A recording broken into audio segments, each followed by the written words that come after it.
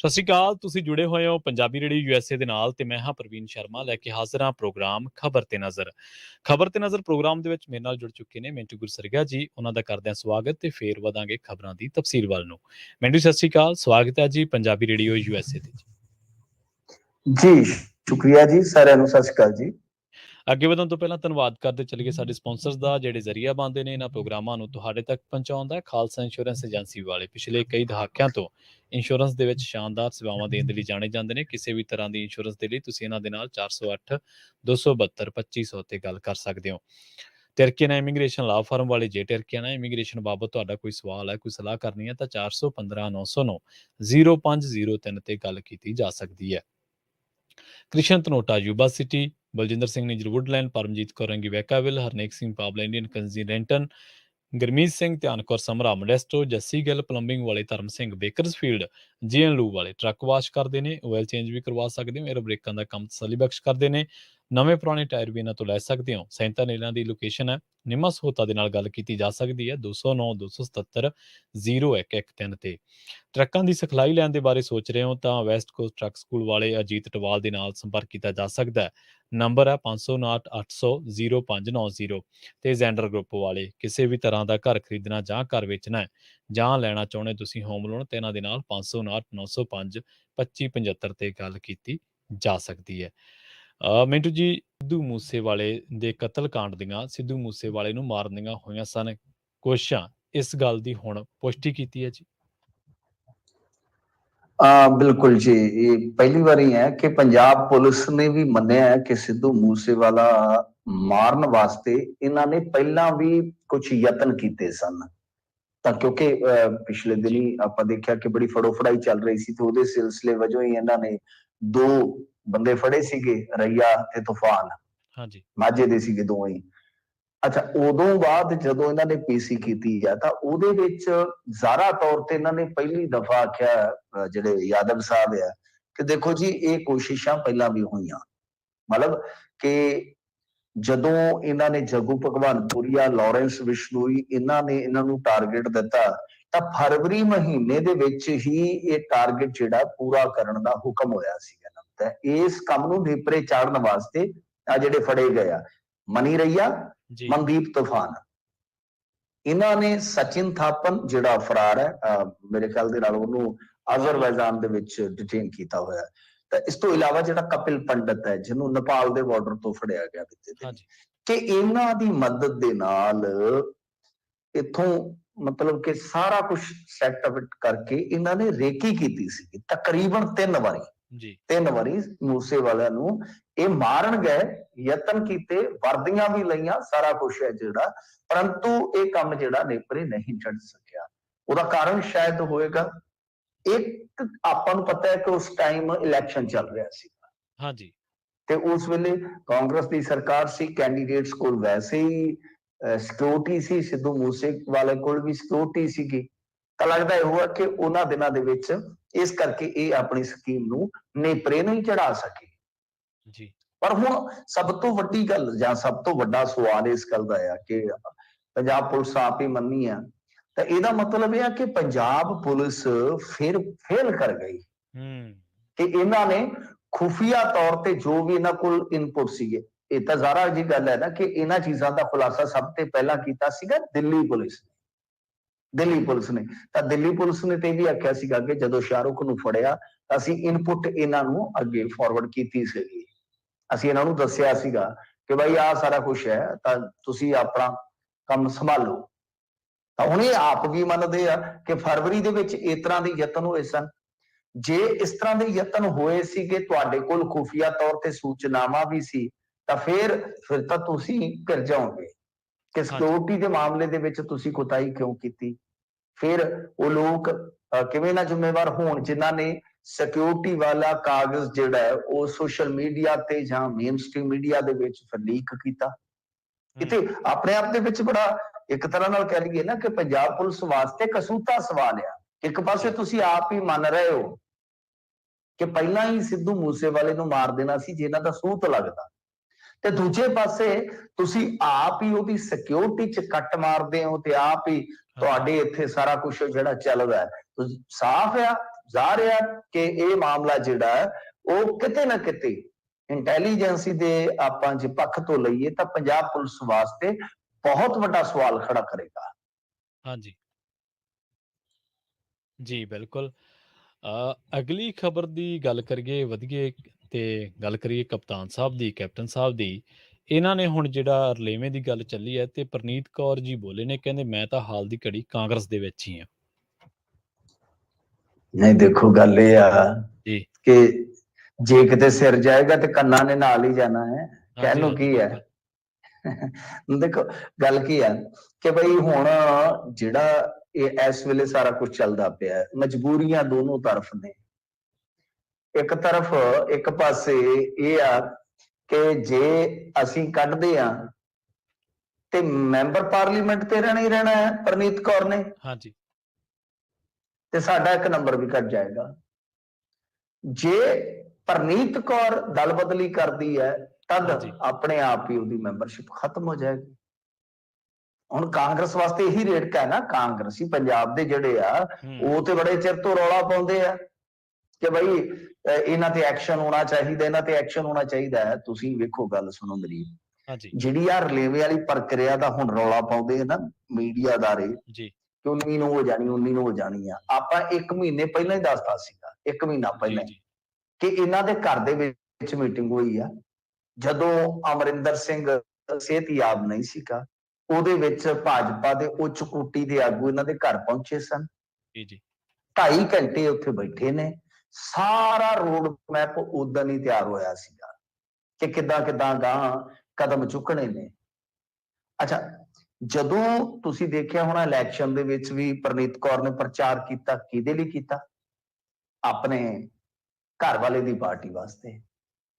ਤਾਂ ਉਦੋਂ ਐਕਸ਼ਨ ਨਹੀਂ ਹੋਇਆ। ਫਿਰ ਮੀਟਿੰਗ ਕਰ ਗਈ, ਮੈਂਬਰ ਪਾਰਲੀਮੈਂਟ ਤੁਹਾਡੀ ਹੋਵੇ, ਘਰ ਵਾਲਾ ਉਹਦਾ ਘਰ ਨਾ ਹੋਵੇ, ਉਹ ਬੈਠ ਕੇ ਜਿਹੜੇ ਭਾਜਪਾ ਵਾਲੇ ਆਗੂ ਆ ਉਹਨਾਂ ਦੇ ਨਾਲ ਸਾਰਾ ਮਤਾ ਪਵਾ ਰਹੀ ਹੈ।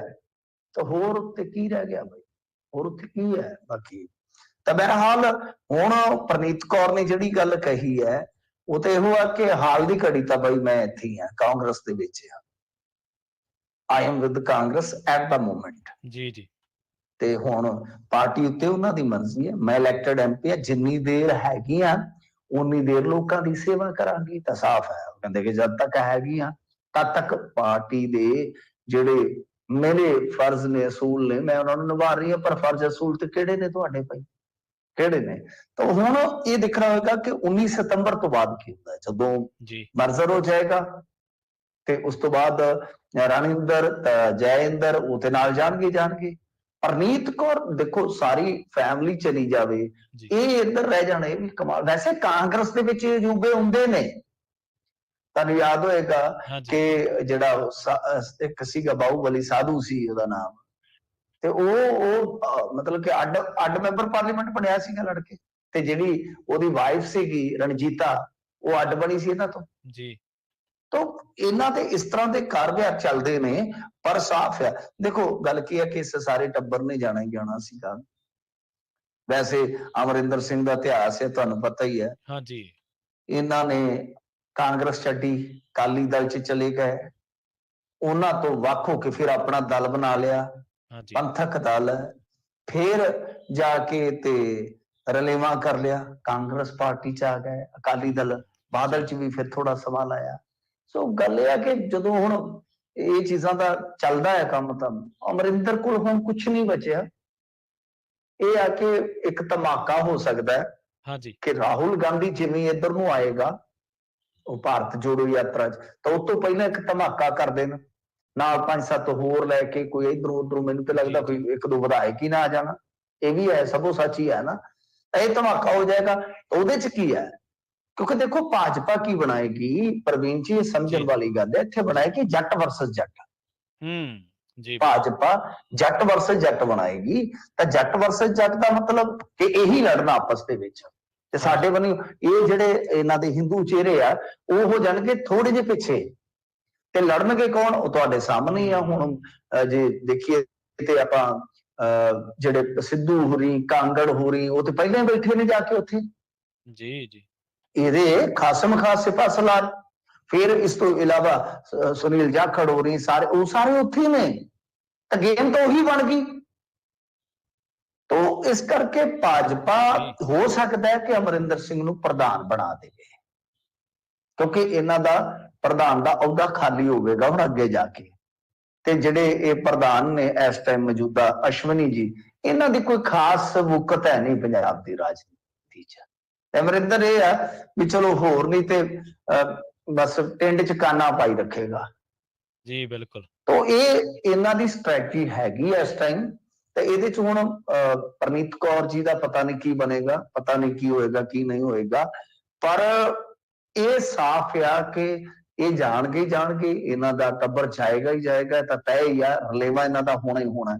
ਔਰ ਇਹ ਉਸ ਦਿਨ ਤੋਂ ਹੀ ਤੈਅ ਸੀ ਜਿਸ ਦਿਨ ਤੋਂ ਇਹ ਦੂਸਰੀ ਮਰਤਬਾ ਪੰਜਾਬ ਦੇ ਚੀਫ ਮਿਨਿਸਟਰ ਬਣਦੇ ਆ ਤੇ ਬੜਾ ਰਲ ਮਿਲ ਕੇ ਚੱਲਦੇ ਆ, ਘੁਲ ਮਿਲ ਕੇ ਚੱਲਦੇ ਆ। ਫਿਰ ਜਵਾਈ ਤੇ ਵੀ ਪਰਚਾ, ਆਪਣੇ ਤੇ ਵੀ ਕੇਸ, ਮੁੰਡੇ ਤੇ ਵੀ ਬਤੇਰੇ। ਤਾਂ ਉਹ ਫਿਰ ਸਾਰੇ ਤੁਹਾਨੂੰ ਪਤਾ ਹੀ ਹੈ ਕਿ ਜਦੋਂ ਸਾਰੇ ਤੰਦ ਜਿਹੜੇ ਆ ਉਹ ਉਲਝੇ ਹੋਣ, ਜਦੋਂ ਤੁਹਾਡੀ ਡੋਰ ਕਿਸੇ ਹੋਰ ਦੇ ਹੱਥ ਹੋਵੇ, ਤਾਂ ਫਿਰ ਅਗਲਾ ਤਾਂ ਠੁਮਕੇ ਤੇ ਨਚਾਉਂਦਾ ਹੀ ਹੈ। ਤਾਂ ਲੱਖ ਤੇਰਾ ਠੁਮਕੇ ਤੇ ਠੁਮਕਾ ਮਾਰੇ, ਇਹ ਫਿਰ ਏਦਾਂ ਦੀ ਕਠਪੁਤਲੀ ਨਾਚ ਹੁੰਦੇ ਨੇ।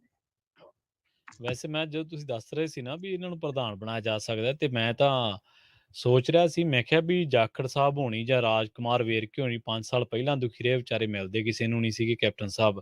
ਹੁਣ ਫੇਰ ਉਹ ਆਖਣਗੇ ਇਸ ਤਾਂ ਪਾਰਟੀ ਬਦਲ ਲਈ, ਤੇ ਹੁਣ ਫੇਰ ਕੈਪਟਨ ਸਾਹਿਬ ਮੂਹਰੇ ਦੇ ਮੂਹਰੇ। ਨਹੀਂ, ਭਾਜਪਾ ਦੇ ਵਿੱਚ ਉਹ ਚੀਜ਼ਾਂ ਨਹੀਂ ਨਾ ਹੁੰਦੀਆਂ, ਇਹੀ ਤਾਂ ਫਰਕ ਹੈ। ਜੀ ਜੀ ਭਾਜਪਾ ਦੇ ਵਿੱਚ ਉਹ ਚੀਜ਼ਾਂ ਨਹੀਂ ਹੁੰਦੀਆਂ, ਕਿਉਂਕਿ ਹੁਣ ਤੁਸੀਂ ਦੇਖ ਲਓ ਕਿ ਕੱਲ ਦਿਹਾੜੇ ਆਏ ਨੇ ਇਹ ਲਾਲਪੁਰਾ ਨੂੰ ਦੇਖ ਲਓ, ਲਾਲਪੁਰਾ ਨੂੰ ਕਿੱਥੋਂ ਕਿੱਥੇ ਪਹੁੰਚਾ ਦਿੱਤਾ। ਜੀ ਜੀ ਜਦ ਕਿ ਮੈਨੂੰ ਲੱਗਦਾ ਸਾਰੀ ਜ਼ਿੰਦਗੀ ਐਮਐਲਏ ਨਹੀਂ ਸੀ ਬਣ ਸਕਦੇ। ਹੂੰ। ਤਾਂ ਪਰਮਿੰਦਰ ਬਰਾੜ ਹੋਰੀਆਂ 'ਚ ਕੀ ਅਹਿਮੀਅਤ ਰੱਖਦੇ ਆ ਮਨਜਿੰਦਰ ਸਿਰਸਾ ਹੋਰੀ। ਭਾਜਪਾ ਦਾ ਕੰਮ ਕਰਨ ਦਾ ਤਰੀਕਾ ਹੋਰ ਹੈ।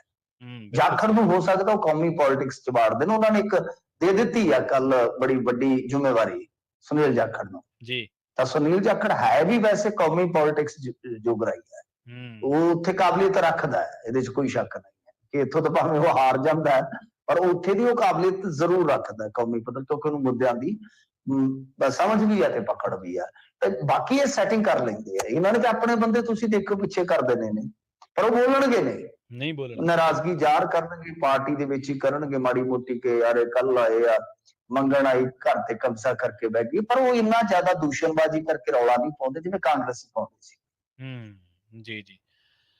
ਅਗਲੀ ਖਬਰ ਦੇ ਵੱਲ ਵਧੀਆ ਮਿੰਟੂ ਜੀ, ਤੇ ਗੱਲ ਕਰੀਏ ਬਿਜਲੀ ਖਰੀਦ ਖਰਚ ਦੀ। ਅਗਲੇ ਸਾਲ ਇਹਨੇ ਹੋਰ ਵੱਧ ਜਾਣਾ ਹੈ, ਚਿੰਤਾ ਦੀ ਲਕੀਰ ਹੈ, ਕਿਉਂਕਿ ਹਲੇ ਵੀ ਤੁਸੀਂ ਦੱਸਦੇ ਹੁੰਦੇ ਕਿ ਪੰਜਾਬ ਦੇ ਵਿੱਚ ਬਿਜਲੀ ਦੀ ਖਪਤ ਬਹੁਤ ਜ਼ਿਆਦਾ, ਗਰਮੀ ਬਹੁਤ ਜ਼ਿਆਦਾ ਪੈ ਰਹੀ ਹੈ। ਹਾਂਜੀ ਹਾਂ ਬਿਲਕੁਲ, ਆਪਣੇ 13,000 14,000 ਮੈਗਾਵਾਟ ਹਾਲੇ ਵੀ ਖਪਤ ਹੈ, ਜਿਹੜੀ ਕਿ ਰਿਕਾਰਡ ਹੈ। ਤੇ ਤੁਸੀਂ ਆਪ ਹੀ ਅੰਦਾਜ਼ਾ ਲਾ ਲਓ ਕਿ ਹੁਣ ਅੱਜ ਸਤੰਬਰ 17 ਹੈ, ਨਹੀਂ ਤੇ ਇਹਨਾਂ ਦਿਨਾਂ ਦੇ ਵਿੱਚ ਤੇ ਖਪਤ ਬੜੀ ਘਟ ਜਾਂਦੀ ਹੈ। ਖੈਰ ਦੇਖੋ ਗੱਲ ਕੀ ਹੈ ਕਿ ਇਹਨਾਂ ਦੀ ਨਾ ਪਹਿਲਾਂ ਹੀ ਬਣ ਜਾਂਦੀ ਹੁੰਦੀ ਹੈ ਬੈਲੈਂਸ ਸ਼ੀਟ, ਇੱਕ ਪਾਵਰਕਾਮ ਵਾਲਿਆਂ ਦੀ, ਕਿ ਗਾਂ ਵੀ ਕਿਹੜੇ ਸਾਡੇ ਖਰਚੇ ਹੋਣੇ ਆ। ਤਾਂ ਟੋਟਲ 23-24 ਵਾਸਤੇ ਜਿਹੜਾ ਇਹਨਾਂ ਨੇ ਐਸਟੀਮੇਟ ਰੱਖਿਆ ਆਪਣਾ ਸਾਰਾ, ਤਾਂ ਉਹ ਤਕਰੀਬਨ ਬਣਦਾ ਹੈ 27,204 ਕਰੋੜ ਦਾ ਬਿਜਲੀ ਖਰੀਦਣ ਦਾ। ਤਾਂ ਇਹ ਤੁਸੀਂ ਆਪ ਅੰਦਾਜ਼ਾ ਲਾ ਲਓ ਕਿੰਨਾ ਜ਼ਿਆਦਾ ਹੈ। 27,000 ਦਾ ਉਹਨਾਂ ਨੇ ਟੀਚਾ ਰੱਖਿਆ ਕਿ ਇੰਨੇ 1000 ਕਰੋੜ ਰੁਪਈਆ ਸਾਨੂੰ ਚਾਹੀਦਾ ਹੈ ਬਿਜਲੀ ਖਰੀਦਣ ਵਾਸਤੇ, ਤੇ ਪਿਛਲੇ ਸਾਲ ਇਹ ਹੈਗਾ ਸੀਗਾ 23,000 ਕਰੋੜ। ਮਤਲਬ ਇਹ ਹੁਣ ਦੁੱਗਣੀ ਮਾਰ ਹੈ। ਦੁੱਗਣੀ ਮਾਰ ਇਉਂ ਹੈ ਕਿ ਦੇਖੋ 4,000 ਕਰੋੜ ਇਹ ਵੱਧ ਗਿਆ, 4,000 ਕਰੋੜ ਖਰਚਾ ਇਹ ਵੱਧ ਗਿਆ ਨਾ ਇੱਕ ਸਾਲ ਦੇ ਵਿੱਚ। ਤੇ ਫਿਰ ਉਧਰੋਂ ਤੁਹਾਡਾ ਸਬਸਿਡੀ ਦਾ ਖਰਚਾ ਵੀ ਤਾਂ ਵਧਣਾ ਹੈ ਨਾ ਸਰਕਾਰ ਦਾ, ਉਹ ਵੀ ਸਬਸਿਡੀ ਜ਼ਿਆਦਾ ਚਾਹੀਦੀ ਹੈ ਪਾਵਰਕਾਮ ਨੂੰ, ਕਿਉਂਕਿ 300 ਯੂਨਿਟ ਵਾਲਾ ਬੋਝ ਪੈ ਗਿਆ। ਫਿਰ ਇਸ ਤੋਂ ਇਲਾਵਾ ਖੇਤੀ ਸੈਕਟਰ ਦੀ ਬਿਜਲੀ ਹਰ ਇੱਕ, ਮਤਲਬ ਕਿ ਸਬਸਿਡੀ ਦਾ ਜਿਹੜਾ ਫਿਗਰ ਹੈ ਉਹ ਵੀ ਵੱਧਦਾ ਜਾਏਗਾ, ਤੇ ਜਿਹੜੀ ਤੁਸੀਂ ਖਰੀਦ ਕਰਨੀ ਹੈ ਉਹ ਵੀ ਵੱਧਦਾ ਜਾਏਗਾ। ਐਤਕੀ 4137 ਕਰੋੜ ਤਾਂ ਬਿਜਲੀ ਖਰੀਦਣ ਵਾਸਤੇ ਤੁਹਾਨੂੰ ਵਧੇਰੇ ਚਾਹੀਦੇ ਆ, ਵਧੇਰੇ ਚਾਹੀਦੇ ਆ। ਤਾਂ ਹੁਣ ਗੱਲ ਇਹ ਆ ਕਿ ਦੇਖੋ ਇੱਕ ਹੁਣ ਬੜੀ ਵਿਪਤਾ ਹੈ ਕਿ ਬਈ ਇੰਨੇ ਪੈਸੇ ਨਾਲ, ਕਿਉਂਕਿ ਹੁਣ ਆਪਾਂ ਦੇਖਿਆ ਭਾਰਤ ਦੇ ਵਿੱਚ, ਦੇਖੋ ਭਾਰਤ ਦਾ ਕੀ ਹੈ ਕਿ ਇੱਕ ਸੰਭਾਵਨਾਵਾਂ ਵਾਲਾ ਦੇਸ਼ ਹੈ ਇਸ ਟਾਈਮ ਇਕਨੋਮੀ ਦੇ ਹਿਸਾਬ ਨਾਲ। ਹਾਂਜੀ ਇੱਥੇ ਹੁਣ ਬਿਜਲੀ ਦੀ ਜਿਹੜੀ ਖਪਤ ਹੈ ਉਹ ਵੱਧਦੀ ਜਾ ਰਹੀ ਹੈ ਪ੍ਰਵੀਨ ਜੀ, ਇਹ ਸੱਚਾਈ ਆ। ਜੀ ਇੱਥੇ ਮੈਂ ਕੇਂਦਰੀ ਬਿਲਕੁਲ ਸਹੀ ਬਿਜਲੀ ਮਹਿਕਮੇ ਦੀ ਗੱਲ ਸੁਣ ਰਿਹਾ ਸੀ, ਉਹ ਕਹਿੰਦੇ ਜੀ ਕਿ ਜਿੰਨੀ ਅੱਜ ਸਾਨੂੰ ਬਿਜਲੀ ਦੀ ਲੋੜ ਹੈ, ਆ ਸਿਰਫ 4-5 ਸਾਲਾਂ ਚ ਸਾਨੂੰ ਇਹਦੀ ਦੁੱਗਣੀ ਜ਼ਰੂਰਤ ਪੈਣੀ ਹੈ। ਤੁਸੀਂ ਅੰਦਾਜ਼ਾ ਲਾ ਲਓ ਕਿ ਐਦੋਂ ਦੁੱਗਣੀ ਜੋ ਹੁਣ ਜੀ ਤੱਕ ਇਹਨਾਂ ਦਾ ਹੈਗਾ, ਮੇਰੇ ਖਿਆਲ ਦੇ ਨਾਲ 2.25 ਲੱਖ ਮੈਗਾਵਾਟ ਦਾ ਹੋਏਗਾ ਸਾਰਾ ਪ੍ਰੋਡਕਸ਼ਨ ਦਾ ਢਾਂਚਾ, ਤਾਂ ਉਹ ਦੁੱਗਣਾ ਡਬਲ ਲਾ ਲਓ। ਤਾਂ ਜੇ ਮੰਨ ਲਓ ਸਟੇਟਾਂ ਇਸ ਤਰ੍ਹਾਂ ਕਰੀ ਜਾਣਗੀਆਂ, ਤਾਂ ਫਿਰ ਜਦੋਂ ਬਿਜਲੀ ਦੀ ਸ਼ਾਰਟੇਜ ਆਏਗੀ ਤਾਂ ਕੇਂਦਰੀ ਪੂਲ ਦੇ ਵਿੱਚੋਂ ਜਿਹੜੀ ਤੁਸੀਂ ਬਿਜਲੀ ਖਰੀਦਣੀ ਹੈ ਉਹ ਮਹਿੰਗੀ ਤੁਹਾਨੂੰ ਮਿਲੇਗੀ, ਕਿਉਂਕਿ ਡਿਮਾਂਡ ਵੱਧ ਜਾਏਗੀ ਨਾ। ਤਾਂ ਹੁਣ 12 ਰੁਪਏ ਆਪਾਂ ਦੇਖਿਆ ਸੀਗਾ, 12 ਰੁਪਏ ਪਰ ਯੂਨਿਟ ਖਰੀਦੀ। ਐਤਕੀ ਕੰਮ ਸੋਹਣਾ ਕੀਤਾ ਇਹਨਾਂ ਨੇ, ਮਾਨ ਹੋਰਾਂ ਨੇ। ਪਹਿਲਾਂ ਤਾਂ ਡੋਲ ਗਏ ਸੀ, ਤੁਹਾਨੂੰ ਪਤਾ ਹੈ ਨਾ, ਵਿੱਚੋਂ ਥੋੜਾ ਮੀਂਹ ਨੇ ਸਹਾਰਾ ਲਾਇਆ, ਪਰ ਉਸ ਤੋਂ ਬਾਅਦ ਇਹਨਾਂ ਨੇ ਬਹੁਤ ਸ਼ਾਨਦਾਰ ਕੰਮ ਕੀਤਾ ਬਿਜਲੀ ਸਪਲਾਈ 'ਚ। ਰਿਕਾਰਡ ਤੋੜ ਡਿਮਾਂਡ ਸੀ, ਸਾਰੀ ਇਹਨਾਂ ਨੇ ਕੀਤੀ। ਹਾਂ ਕੱਟ ਲੱਗਦੇ ਰਹੇ ਨੇ, ਇਹਦੇ 'ਚ ਇਹ ਨਹੀਂ ਹੈ ਕਿ ਕੋਈ ਕੱਟ ਨਹੀਂ ਲੱਗਾ, ਪਰ ਸੰਭਾਲ ਲਿਆ, ਵਿੱਚੋਂ ਨਾ ਪਕਾ ਦਿੱਤਾ ਜਾਂ ਕਿਸੇ ਨਾ ਕਿਸੇ ਹੀਲੇ ਵਸੀਲੇ ਕੰਮ ਨੇਪਰੇ ਚੜ ਲਿਆ। ਪਰ ਅਗਲੇ ਸਾਲ ਤੁਹਾਡੀ ਮੰਗ ਵੀ ਵਧੇਗੀ, ਤੁਹਾਡਾ ਜਿਹੜਾ ਖਰੀਦ ਵਾਲਾ ਰਕਮ ਦਾ ਟੀਚਾ ਹੈ ਉਹ ਵੀ ਵੱਧ ਗਿਆ। ਤਾਂ ਕੁੱਲ ਮਿਲਾ ਕੇ ਹੁਣ ਜੇ ਆਪਾਂ ਦੇਖੀਏ ਤਾਂ ਪਾਵਰਕੌਮ ਨੂੰ ਕੀ ਚਾਹੀਦਾ ਹੈ, ਉਹ ਕਹਿੰਦੇ ਕਿ ਤੇਲ ਦੀ ਲਾਗਤ 1886 ਕਰੋੜ, ਬਿਜਲੀ ਖਰੀਦਣ ਲਈ 27,204 ਕਰੋੜ, ਮੁਲਾਜ਼ਮਾਂ ਤੇ ਖਰਚ ਲਈ ਅਜੋ ਤਨਖਾਹਾਂ ਵਗੈਰਾ 879 ਕਰੋੜ, ਪ੍ਰਬੰਧਕੀ ਢਾਂਚੇ ਲਈ 259 ਕਰੋੜ, ਮੇਨਟੇਨੈਂਸ ਵਾਸਤੇ 446 ਕਰੋੜ। ਫਿਰ ਇੱਕ ਹੋਰ ਹੁੰਦਾ ਇਹਨਾਂ ਦਾ ਬਜਟ, ਸ਼ਾਇਦ ਡਿਪਰੇਸੀਏਸ਼ਨ ਕਹਿ ਦਿੰਦੇ ਉਹਨੂੰ, ਕਿ ਉਹਦੇ ਵਾਸਤੇ 1227 ਕਰੋੜ, ਕਰਜ਼ਾ ਦਾ ਵਿਆਜ ਜਿਹੜਾ ਮੋੜਨਾ ਹੈ 1631 ਕਰੋੜ, ਖਪਤਕਾਰਾਂ ਦੀ ਜਿਹੜੀ ਸਿਕਿਉਰਿਟੀ ਹੈ ਉਹ 150 ਕਰੋੜ ਦਾ ਵਿਆਜ, ਉਹ ਵਰਕਿੰਗ ਕੈਪੀਟਲ ਦਾ ਵਿਆਜ 117, ਇਕਵਿਟੀ ਦਾ ਵਿਆਜ 1684, ਟਰਾਂਸਮਿਸ਼ਨ ਖਰਚੇ 1493। ਮਤਲਬ ਕਿ ਇਹ ਟੋਟਲ ਇਦਾਂ ਬਣਾ ਕੇ ਇੱਕ ਇਹਨਾਂ ਨੇ ਆਪਣੀ ਜਿਹੜੀ ਹੈ ਨਾ ਸਾਰੀ ਖਰਚ ਦੀ ਡਿਟੇਲ ਕੱਢੀ ਹੈ, ਤਾਂ 41,131 ਕਰੋੜ ਦੀ ਡਿਮਾਂਡ ਹੈ। ਆਪ ਅੰਦਾਜ਼ਾ ਲਾ ਲਓ ਕਿ 41,131 ਕਰੋੜ ਦੀ ਡਿਮਾਂਡ ਚਲੇ ਗਈ ਹੈ। ਤਾਂ ਇਹਦਾ ਸਾਫ਼ ਅਰਥ ਇਹ ਆ ਕਿ ਬਈ ਇੱਕ ਤਾਂ ਤੁਹਾਨੂੰ ਜਲਦੀ ਤੋਂ ਜਲਦੀ ਆਪਣੀ ਜਿਹੜੀ ਇੱਧਰ ਦੀ ਬਿਜਲੀ ਹੈ ਉਹਦੀ ਜਨਰੇਸ਼ਨ ਵਧਾਉਣੀ ਪਏਗੀ। ਉਹ ਆਪਣੀ ਜਿਹੜੀ ਤੁਹਾਡੀ ਜਨਰੇਸ਼ਨ ਆ ਉਹਦੀ ਜਿਹਨੂੰ ਆਪਾਂ ਪ੍ਰੋਡਕਸ਼ਨ ਕਹਿ ਲਓ ਉਹ ਵਧਾਉਣੀ ਪਏਗੀ, ਅਦਰਵਾਈਜ਼। ਤੇ ਪਰ ਜੇ ਤੁਸੀਂ ਹੁਣ ਉਹ ਥਰਮਲ ਨਵੇਂ ਲਾਓਗੇ ਤਾਂ 3-4 ਸਾਲ ਤਾਂ ਉਹ ਨਹੀਂ ਲੱਗਣੇ। ਤਾਂ ਉਹਦੇ ਵਾਸਤੇ ਤਾਂ ਜਲਦੀ ਇਹੀ ਆ ਕਿ ਸੋਲਰ ਵਾਲੇ ਕੰਟਰੈਕਟ ਕਰੋ ਜਿੰਨੇ ਘਰ ਹੁੰਦੇ ਆ। ਵੈਸੇ ਇਹਨਾਂ ਨੇ 1 ਲੱਖ ਟਿਊਬਵੈਲ ਜਿਹੜਾ ਉਹ ਸੋਲਰ ਤੇ ਸ਼ਿਫਟ ਕਰ ਦੇਣਾ ਹੈ, ਉਹਦਾ ਫੈਸਲਾ ਇਹਨਾਂ ਨੇ ਲੈ ਲਿਆ, ਮਨਜ਼ੂਰੀ ਵੀ ਮਿਲ ਗਈ ਆ। ਉਹਦੇ ਨਾਲ ਵੀ ਕੁਝ ਰਾਹਤ ਮਿਲੇਗੀ। ਫਿਰ ਟਰਾਂਸਮਿਸ਼ਨ ਸਮਰੱਥਾ ਵੀ ਵਧਾਉਣੀ ਪਏਗੀ। ਸੋ ਇਸ ਕਰਕੇ ਕਾਫੀ ਅਗਲਾ ਸਾਲ ਵੀ ਜਿਹੜਾ ਚੁਣੌਤੀਆਂ ਵਾਲਾ ਰਹੇਗਾ। ਪਰ ਹੁਣ ਦੇਖਣਾ ਇਹ ਹੋਏਗਾ ਕਿ ਜੇ ਸਬਸਿਡੀ ਦਾ ਬੋਝ ਇਹਨਾਂ ਨੇ ਆਪਣੇ ਸਿਰ ਉੱਟਿਆ ਤਾਂ ਸਮੇਂ ਸਿਰ ਇਹ ਸਬਸਿਡੀ ਜਿਹੜੀ ਹੈ ਪਾਵਰਕੌਮ ਨੂੰ ਜਾਂਦੀ ਹੈ, ਜਾਂ ਮੁਲਾਜ਼ਮਾਂ ਦੀ ਲੇਟ ਵਾਂਗੂ ਉਹ ਜਿਵੇਂ ਤਨਖਾਹ ਹੋਈ ਸੀਗੀ ਉਹ ਲੇਟ ਵਾਂਗੂ ਫੇਰ ਹੀ ਲੇਟ ਹੁੰਦੀ ਹੈ। ਤੇ ਇਹ ਇੱਕ ਬੜਾ ਵੱਡਾ ਸਵਾਲ ਜਾਂ ਇੱਕ ਬੜਾ ਵੱਡਾ ਇਹ ਇੱਕ ਤਰ੍ਹਾਂ ਨਾਲ ਚੈਲੰਜ ਰਹੇਗਾ। ਜੀ ਅਗਲੀ ਖਬਰ ਦੇ ਵੱਲ ਵਧੀਏ ਮਿੰਟੂ ਜੀ, ਤੇ ਗੱਲ ਕਰੀਏ ਆਮ ਆਦਮੀ ਪਾਰਟੀ ਦੇ ਵਿਧਾਇਕ ਅਮਾਨਤੁੱਲਾ ਦੀ। ਉਹ ਦੱਸਦੇ ਗ੍ਰਿਫਤਾਰ ਹੋ ਗਿਆ ਜੀ। ਦੇਖੋ ਅਮਾਨਤੁੱਲਾ ਉਹ ਇਹਨਾਂ ਦਾ ਬੰਦਾ ਹੈ ਜਿਹੜੇ ਬੰਦੇ ਨੇ ਕਦੇ ਝੁਕਣਾ ਸਿੱਖਿਆ ਨਹੀਂ, ਆਪਾਂ ਨਾ ਝੁਕੇਗਾ ਨਹੀਂ ਸਾਲਾ ਪੁਸ਼ਪਾ। ਜੀ ਤਾਂ ਇਹ ਬੰਦਾ ਝੁਕਣ ਵਾਲਾ ਨਹੀਂ ਹੈ ਅਮਾਨਤੁੱਲਾ। ਤੋਂ ਪਹਿਲਾਂ ਵੀ ਇਹਨੂੰ ਉਡਾਉਣ ਦਾ ਯਤਨ ਕੀਤਾ ਗਿਆ, ਖੱਜਲ ਖੁਆਰੀਆਂ ਬੜੀਆਂ ਹੋਈਆਂ, ਕਦੇ ਇਹਨੇ ਬੰਦੇ ਨੇ ਇਹ ਨਹੀਂ ਹੈ ਕਿ ਝੁਕ ਕੇ ਕਿਹਾ ਹੋਵੇ ਕਿ ਮੈਂ ਛੱਡ ਜਾਣਾ ਛਡਾ ਜਾਣਾ। ਬੰਦਾ ਅੜਿਆ ਰਿਹਾ। ਤੇ ਤੁਸੀਂ ਦੇਖਿਆ ਹੋਣਾ ਕਿਸੇ ਸਮੇਂ ਟੋਪੀ ਪਾ ਕੇ ਮੁਸਲਮਾਨਾਂ ਵਾਲੀ ਅਰਵਿੰਦ ਕੇਜਰੀਵਾਲ ਇਹਨਾਂ ਦੇ ਇਲਾਕੇ ਦੇ ਵਿੱਚ ਜਿੱਥੇ ਮੁਸਲਮਾਨਾਂ ਦੀ ਖਾਸੀ ਗਿਣਤੀ ਹੈ ਜਾ ਕੇ ਲੈਕਚਰ ਕਰਿਆ ਕਰਦੇ ਸੀਗੇ। ਹਾਂਜੀ ਬਿਲਕੁਲ ਕਰਦੇ। ਹੁਣ ਇਹ ਫਸ ਗਿਆ। ਅੱਛਾ ਘਰੋਂ ਕੀ ਨਿਕਲਿਆ, ਕੁਝ ਕੁ ਲੱਖ ਰੁਪਏ, 10-12 ਲੱਖ ਰੁਪਇਆ ਆਮ ਘਰਾਂ ਚ ਪਿਆ ਹੁੰਦਾ ਇਹਨਾਂ ਕੋਲ ਕੈਸ਼, 10-12 ਲੱਖ ਰੁਪਇਆ। ਇੱਕ ਕਹਿੰਦੇ ਜੀ ਕੱਟਾ ਉਹਦੇ ਕੋਲੋਂ ਨਿਕਲਿਆ ਜੀ। ਕੱਟਾ ਮਤਲਬ ਇਹ ਨਹੀਂ ਉਹ ਜਿਹੜਾ ਮੱਝ ਚੁੰਗ ਜਾਂਦਾ, ਮੱਝ ਲਈ ਜਾਂਦਾ, ਉਹ ਜਿਹੜਾ ਚਲਾਉਣ ਵਾਲਾ ਉਹ ਵੈਸੇ ਯੂਪੀ ਪੁਲਿਸ ਤੇ ਉਦਾਂ ਹੀ ਆਪਣੇ ਮੂੰਹ ਨਾਲ ਹੀ ਆਵਾਜ਼ਾਂ ਕੱਢ ਦਿੰਦੀਆਂ ਸਟਾਰਟ ਕਰ ਦਿੰਦੀ ਹੈ।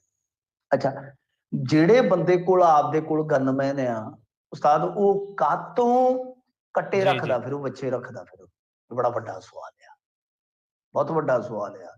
ਹੁਣ ਦੂਜੀ ਗੱਲ ਇਹ ਆ ਕਿ ਚਲੋ ਠੀਕ ਆ, ਹੋ ਸਕਦਾ ਜਾਇਜ਼ ਹੋਵੇ ਨਜਾਇਜ਼ ਹੋਵੇ, ਪਰ ਇਹ ਅਦਾਲਤ ਨੇ ਤਾਂ ਹਾਲੇ ਤੈਅ ਨਹੀਂ ਨਾ ਕਰ ਦਿੱਤਾ।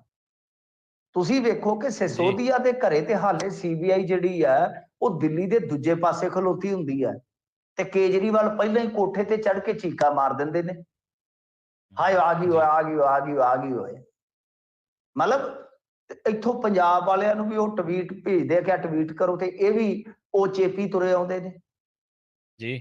ਪਰ ਆਹ ਬੰਦਾ ਮੁਸਲਮਾਨਾਂ ਦਾ ਬੰਦਾ, ਹਾਲਾਂਕਿ ਮੈਂ ਧਰਮ ਵਿਸ਼ੇਸ਼ ਦੀ ਕੋਈ ਖਾਸ ਉਧਰ ਗੱਲ ਕਰਕੇ ਮੈਂ ਲਿਜਾਣਾ ਨਹੀਂ ਚਾਹੁੰਦਾ, ਹਾਂਜੀ। ਘੱਟ ਗਿਣਤੀਆਂ ਚੋਂ ਇੱਕ ਤੁਹਾਡਾ ਸਾਥੀ ਅੱਜ ਘਿਰਿਆ ਪਿਆ, ਤੁਸੀਂ ਦੇਖ ਲਓ ਕਿ ਕਿੰਨੇ ਘੰਟੇ ਹੋ ਗਏ ਨੇ, ਕੋਈ ਪ੍ਰਤੱਖ ਤੌਰ ਤੇ ਕੋਈ ਇੱਕਾ ਦੁੱਕਾ ਭਾਵੇਂ ਕੋਈ ਟਵੀਟ ਆਇਆ ਹੋਵੇ, ਮੈਂ ਤਾਂ ਦੇਖਿਆ ਨਹੀਂ ਵੈਸੇ, ਤੇ ਜੇ ਆਪਾਂ ਦੇਖੀਏ ਤਾਂ ਜਿਹੜੀ ਉਹ ਇੱਕ ਮੂਵਮੈਂਟ ਬਣ ਜਾਂਦੀ ਹੈ ਸੀਬੀਆਈ ਦੇ ਜਾਂ ਈਡੀ ਦੇ ਵਿਰੋਧ ਦੇ ਵਿੱਚ, ਵੱਡੇ ਲੀਡਰਾਂ ਦੇ ਖਿਲਾਫ, ਸਤਿੰਦਰ ਜੈਨ ਜਾਂ ਜਦੋਂ ਸਿਸੋਦੀਆ ਇਹ ਕਾਰਵਾਈ ਦੀ ਜ਼ਦ ਚ ਆਉਂਦੇ, ਉਹਦੇ ਖਿਲਾਫ ਜੋ ਵੱਡੇ ਪੱਧਰ ਤੇ ਰੌਲਾ ਪੈਂਦਾ ਹੈ, ਉਹ ਨਹੀਂ, ਉਹ ਗਾਇਬ ਹੈ। ਦੇਖ ਲਓ, ਸੋ ਇਹ ਆ ਕਿ ਬਾਈ ਜਦੋਂ ਆਉਂਦੇ ਹੁੰਦੇ ਆ ਨਾ ਕਿ ਬੁਖਾਰ ਉਤਰਿਆ ਤੇ ਵੈਦ ਵਿਸਰਿਆ, ਜਦੋਂ ਬੁਖਾਰ ਉਤਰ ਗਿਆ ਉਦੋਂ ਡਾਕਟਰ ਚੇਤੇ ਨਹੀਂ ਰਹਿੰਦਾ। ਤਾਂ ਗੱਲ ਇਹ ਆ ਕਿ ਹੁਣ ਅਮਾਨਤੁੱਲਾ ਬਸ ਇਹ ਆ ਕਿ ਆਪਣੀਆਂ ਬਾਹਾਂ ਤੇ ਨੂੰ ਤਰਨਾ ਪਵੇਗਾ, ਪਰ ਰਾਜਨੀਤੀ ਚ ਪ੍ਰਵੀਨ ਜੀ ਦੇਖ ਲਓ ਕਿ ਮੌਕਾ ਪ੍ਰਸਤੀ ਇਹ ਨਹੀਂ ਹੁੰਦੀ ਕਿ ਤੁਸੀਂ ਦੂਜੇ ਦਲ ਨੂੰ ਜਾਂ ਦੂਜੀ ਪਾਰਟੀ ਨੂੰ ਠਿੱਬੀ ਲਾਉਣੀ ਹੈ ਜਾਂ ਆਪਣੇ ਆਪ ਨੂੰ ਅੱਗੇ ਲੈ ਜਾਣਾ। ਕਈ ਵਾਰ ਤੁਸੀਂ ਆਪਣੇ ਸਾਥੀ ਨੂੰ ਵੀ ਮੌਕੇ ਤੇ ਤਾਂ ਬਹੁਤ ਤਵੱਜੋ ਦਿੰਦੇ ਆ, ਪਰ ਇੱਕ ਮੌਕੇ ਤੇ ਯਾਰ ਉਹਨੂੰ ਛੱਡ ਦਿੰਦੇ ਹੋ ਕਿ ਸਵਾਰੀ ਆਪਣੇ ਸਮਾਨ ਦੀ ਪਈ ਹੁਣ ਆਪ ਜ਼ਿੰਮੇਵਾਰ ਆ।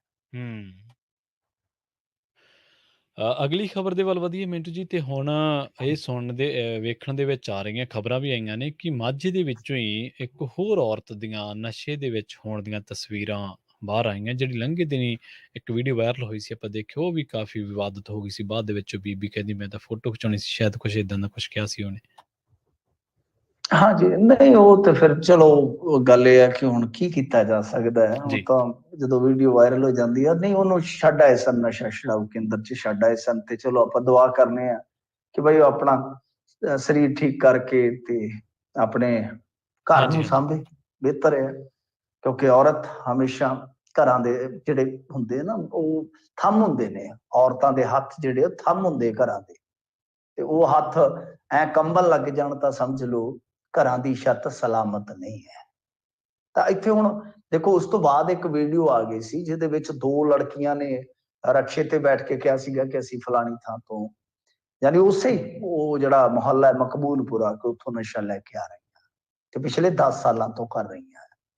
ਫਿਰ ਆ ਹੁਣ ਭਿੱਖੀਵਿੰਡ ਦੇ ਇੱਕ ਸਕੂਲ ਦੀ ਆ ਗਈ ਆ, ਤੇ ਇਹਦੇ ਵਿੱਚ ਕੀ ਆ ਕਿ ਉਹ ਲੜਕੀ ਉੱਥੇ ਪਈ ਆ, ਵਸੋਧਿਆ, ਸਰਿੰਜ ਦੇ ਨਿਸ਼ਾਨ ਆ, ਲੋਕਾਂ ਨੇ ਆ ਕੇ ਵੇਖਿਆ, ਪੁੱਛਿਆ ਕਿਹੜੇ ਪਿੰਡ ਦੀਆਂ ਧੀਏ, ਕੋਈ ਸੁਰਤ ਨਹੀਂ, ਕੋਈ ਸੁਧਾ ਨਹੀਂ, ਕੋਈ ਕੁਛ ਨਹੀਂ ਹੈ। ਤਾਂ ਫਿਰ ਉਹਨੂੰ ਚੁੱਕ ਕੇ ਹੁਣ ਹਸਪਤਾਲ ਚ ਖੜਿਆ ਗਿਆ, ਚਲੋ ਪਤਾ ਤੇ ਲੱਗ ਜਾਏਗਾ। ਤੇ ਦੱਸਦੇ ਆ ਕਿ ਉਹਦੇ ਸਾਥੀ ਜਿਹੜੇ ਸੀ, ਕਿਤੇ ਅੱਜ ਕੱਲ ਸਕੂਲ ਜਿੱਥੇ ਵਿਹਲੇ ਹੁੰਦੇ ਉੱਥੇ ਵੀ ਪੜ ਜਾਂਦੇ ਆ ਨਾ, ਇਹ ਤੇ ਡੁੱਬੜੇ ਜਗ੍ਹਾ ਲੱਭਦੇ ਆ, ਸ਼ਮਸ਼ਾਨ ਘਾਟ ਹੋਇਆ, ਹਸਪਤਾਲ ਹੋਇਆ, ਕਿ ਇਹਨਾਂ ਨੇ ਦੇਖਣਾ ਥੋੜੀ ਉੱਥੇ ਲੱਗ ਕੇ ਤੇ ਕੰਧ ਦੇ ਨਾਲ ਟੀਕਾ ਠੋਕ ਦਿੰਦੇ ਨੇ।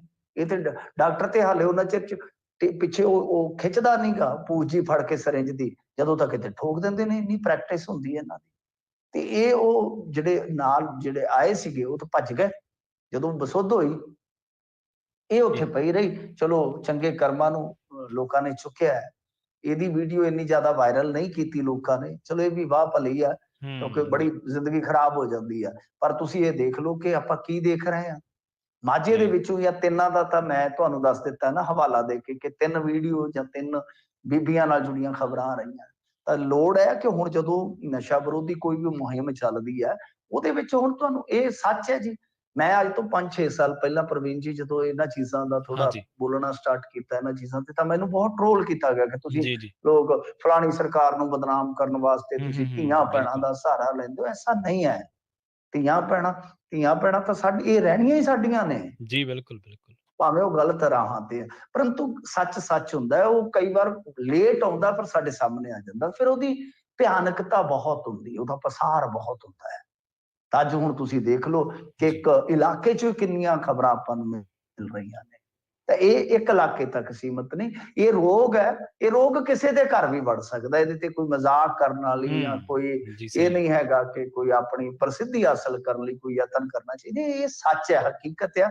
ਤਾਂ ਜਦੋਂ ਵੀ ਕੋਈ ਪਾਲਿਸੀ ਬਣਾ ਰਹੇ ਹੋ ਜਾਂ ਤੁਸੀਂ ਬਣਾਣੀ ਹੈ, ਤਾਂ ਉਹਦੇ ਵਿੱਚ ਤੁਹਾਨੂੰ ਇਹ ਸੋਚਣਾ ਪਏਗਾ ਕਿ ਇਹਨਾਂ ਦੀ ਸ਼ਨਾਖਤ ਕਿੱਦਾਂ ਕੀਤੀ ਜਾਵੇ, ਬੱਚੀਆਂ ਦੀ, ਬੀਬੀਆਂ ਦੀ, ਤੇ ਇਹਨਾਂ ਨੂੰ ਇਲਾਜ, ਕਿਉਂਕਿ ਇਲਾਜ ਤੁਸੀਂ ਇਹਨਾਂ ਨੂੰ ਏਦਾਂ ਨਹੀਂ ਹੈ, ਜਨਤਕ ਤੌਰ ਤੇ ਇਹਨਾਂ ਨੂੰ ਠੀਕ ਨਹੀਂ ਕਰ ਸਕਦੇ ਕਿ ਉਹਨਾਂ ਨੂੰ ਲਾਈਨਾਂ 'ਚ ਖੜਾ ਕੇ ਹਾਂਜੀ ਗੋਲੀਆਂ ਖਵਾਓ, ਐਸਾ ਨਹੀਂ ਹੈ। ਤਾਂ ਇਹਨਾਂ ਨੂੰ ਇਲਾਜ ਵਾਸਤੇ ਇੱਕ ਵੱਖਰੀ ਤੁਹਾਨੂੰ ਨੀਤੀ ਉਲੀਕਣੀ ਪਵੇਗੀ। ਜੀ ਬਿਲਕੁਲ। ਜਾਂਦੇ ਮਿੰਟ ਜੀ ਗੱਲ ਕਰ ਲਈਏ ਕਿਸਾਨਾਂ ਦੀ। ਸ਼ੂਗਰ ਮਿੱਲ ਦੀ ਕੁਰਕੀ ਦੇ ਨਾਲ ਹੁਣ ਕਿਸਾਨਾਂ ਦੀ ਪੂਰਤੀ ਹੋਏਗੀ ਜੀ।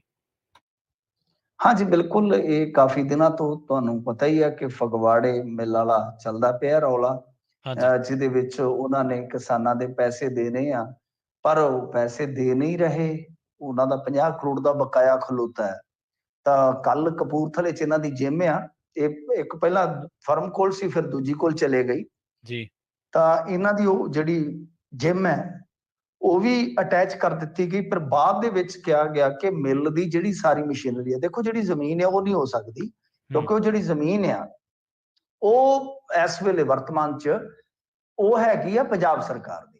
ਤਾਂ ਪੰਜਾਬ ਸਰਕਾਰ ਆਪਣੀ ਜ਼ਮੀਨ ਕਿਉਂ ਕੁਰਕ ਕਰੇਗੀ? ਤਾਂ ਉਹਦੇ ਉੱਤੇ ਜਿਹੜਾ ਢਾਂਚਾ ਹੈ, ਜੀ, ਮਸ਼ੀਨਰੀ ਹੈ, ਜੋ ਵੀ ਹੈ, ਤਾਂ ਉਹਨੂੰ ਅਟੈਚ ਕਰ ਦਿੱਤਾ ਗਿਆ। ਤਾਂ ਖਾਸਾ ਅਟੈਚ ਕੀਤਾ ਗਿਆ ਇਹ ਜੁਗਾੜ। ਇਸ ਤੋਂ ਇਲਾਵਾ ਹਰਿਆਣੇ 'ਚ ਵੀ ਇਹਨਾਂ ਦੀ ਕੋਈ ਪੈਲੀ ਸੀਗੀ, ਉਹ ਵੇਚ ਕੇ 23 ਕਰੋੜ ਇਕੱਠਾ ਕੀਤਾ, ਤਾਂ ਹੁਣ ਕੁਝ ਕਰੋੜ ਇਹਦੇ ਤੋਂ ਆ ਜਾਣਗੇ। ਹੋ ਸਕਦਾ ਕਿ ਨੇੜੇ ਤੇੜੇ ਚਲੇ ਜਾਣ ਤੇ ਕਿਸਾਨ ਜਿਹੜੇ ਕਿ ਪਿਛਲੇ 3-4 ਸਾਲ ਤੋਂ ਵਿਚਾਰੇ ਆਪਣੀ ਫਸਲ ਵੇਚ ਕੇ ਆਪਣੀ ਕਮਾਈ ਜਿਹੜੀ ਉਹਨਾਂ ਨੇ ਕੀਤੀ ਆ ਮਿਹਨਤ ਦੇ ਨਾਲ, ਉਹਨੂੰ ਹਾਸਲ ਕਰਨ ਵਾਸਤੇ ਹਾੜੇ ਕੱਢ ਰਹੇ ਆ। ਹੋ ਸਕਦਾ ਕਿ ਉਹਦੀ ਭਰਪਾਈ ਹੋ ਜਾਵੇ, ਪਰ ਪੰਜਾਬ ਸਰਕਾਰ ਨੇ ਇਹਦੇ 'ਚ ਦੇਖੋ ਲੇਟ ਤੇ ਕਾਫੀ ਹੋ ਗਏ, ਬੜੇ ਲੰਮੇ ਸਮੇਂ ਤੋਂ ਮੋਰਚਾ ਚੱਲ ਰਿਹਾ ਉਹਨਾਂ ਦਾ, ਪਰ ਫਿਰ ਵੀ ਯਤਨ ਕਰ ਰਹੀ ਹੈ। ਤੁਸੀਂ ਦੇਖਿਆ ਨਹੀਂ ਹੋਏਗਾ ਕਿ ਇੰਨੀ ਜਲਦੀ, ਜੀ, ਕਿਉਂਕਿ ਵੈਸੇ ਤੇ ਮੈਨੂੰ ਇਹਨਾਂ ਦੇ ਸਮਰਥਕ ਕਹਿੰਦੇ ਆ ਕਿ ਕਦੇ ਚੰਗੀ ਗੱਲ ਕਰਦਾ ਹੀ ਨਹੀਂ ਸਾਡੀ ਸਰਕਾਰ ਦੀ, ਪਰ ਗੱਲ ਇਹ ਆ ਕਿ ਕਦੇ ਏਦਾਂ ਨਹੀਂ ਆਪਾਂ ਵੇਖਿਆ ਹੋਏਗਾ ਕਿ ਨਾਲ ਦੀ ਨਾਲ ਸਰਕਾਰ ਫਿਰ ਗੱਲਬਾਤ ਦਾ ਸਿਲਸਿਲਾ ਤੋੜ ਕੇ ਤੇ ਸਟੈਪ ਅੱਗੇ ਜਾ ਕੇ ਕਹਿ ਦੇਵੇ ਕਿ ਇਹਨਾਂ ਦੀਆਂ ਜਾਇਦਾਦਾਂ ਚੱਕ ਦਿਓ। ਇਹ ਕੰਮ ਬਹੁਤ ਕਾਹਲੀ 'ਚ ਕਰ ਰਹੇ ਨੇ, ਬਹੁਤ ਛੇਤੀ-ਛੇਤੀ ਕਰ ਜੀ, ਰਹੇ ਆ, ਔਰ ਇੱਕ ਅਫਸਰ ਇਹਨਾਂ ਦਾ ਕੱਲ ਅਸਤੀਫਾ ਵੀ ਦੇ ਗਿਆ ਉੱਥੋਂ ਫਗਵਾੜੇ 'ਚੋਂ। ਹੂੰ, ਸ਼ਾਇਦ ਇਸੇ ਕਰਕੇ, ਕਿਉਂਕਿ ਸਰਕਾਰ ਦਾ ਦਬਾਅ ਬਣ ਰਿਹਾ ਨਾ ਕਿ ਹੱਲ ਕਰੋ, ਹੱਲ ਕਰੋ। ਤਾਂ ਠੀਕ ਹੈ, ਕਿਉਂਕਿ ਇਹ ਹੱਕ ਮਾਰੀ ਹੈ ਕਿਸੇ ਦੀ, ਇੱਕ ਕੋਈ 2-4 ਕਿਸਾਨਾਂ ਦੀ ਗੱਲ ਨਹੀਂ ਹੈ, ਇਹ ਉਹਨਾਂ ਦੀ ਹੱਕ ਮਾਰੀ ਹੈ। ਜਦੋਂ ਤੁਸੀਂ ਕਿਸੇ ਦੀ ਫਸਲ ਪ੍ਰੋਕਿਓਰ ਕਰ ਲਈ, ਜਦੋਂ ਖਰੀਦ ਲਈ, ਜਦੋਂ ਆਪਣਾ ਸੌਦਾ ਹੀ ਹੋ ਗਿਆ, ਫਿਰ 3-3 ਸਾਲ, 4-4 ਸਾਲ ਉਹ ਆਪਣੇ ਕੰਮਕਾਰ ਕਿੱਦਾਂ ਚਲਾਉਣਗੇ? ਉਹਨਾਂ ਦੀ ਪੇਮੈਂਟ ਤੁਸੀਂ ਰੋਕ ਕੇ ਬੈਠੇ ਹੋ। ਹਾਂਜੀ, ਬਿਲਕੁਲ, ਬਿਲਕੁਲ ਇਹ ਤਾਂ ਹੈ। ਮਿੰਟੂ ਜੀ ਬਹੁਤ-ਬਹੁਤ ਧੰਨਵਾਦ ਤੁਹਾਡਾ ਇਹਨਾਂ ਖਾਸ ਜਾਣਕਾਰੀਆਂ ਤੇ ਖਾਸ ਖਬਰਾਂ ਦੇ ਲਈ। ਜੀ, ਸ਼ੁਕਰੀਆ। ਜੀ, ਸੋ ਇਹ ਸਨ ਆਪਣੇ ਨਾਲ ਮਿੰਟੂ ਗੁਰਸਰੀਆ, ਜਿਨ੍ਹਾਂ ਦੇ ਨਾਲ ਆਪਾਂ ਕਈ ਅਹਿਮ ਖਬਰਾਂ ਨੂੰ ਲੈ ਕੇ ਚਰਚਾ ਕੀਤੀ ਹੈ। ਜੁੜੇ ਰਹੋ ਪੰਜਾਬੀ ਰੇਡੀਓ USA ਦੇ ਨਾਲ, ਤੇ ਆਖਿਰ ਦੇ ਵਿੱਚ ਇੱਕ ਵਾਰ ਫਿਰ ਤੋਂ ਤੁਹਾਨੂੰ ਸਭ ਨੂੰ ਪਿਆਰ, ਸਤਿਕਾਰ